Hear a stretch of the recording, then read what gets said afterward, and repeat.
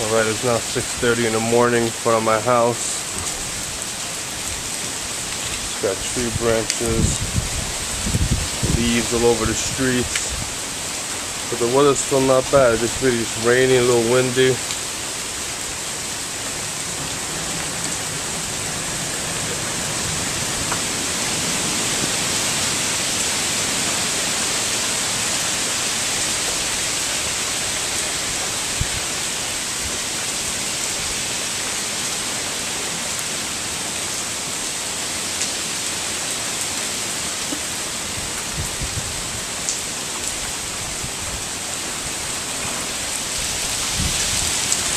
Just hope everybody I know is doing alright, staying safe, staying away from the windows. And I'll keep y'all posted on how this goes.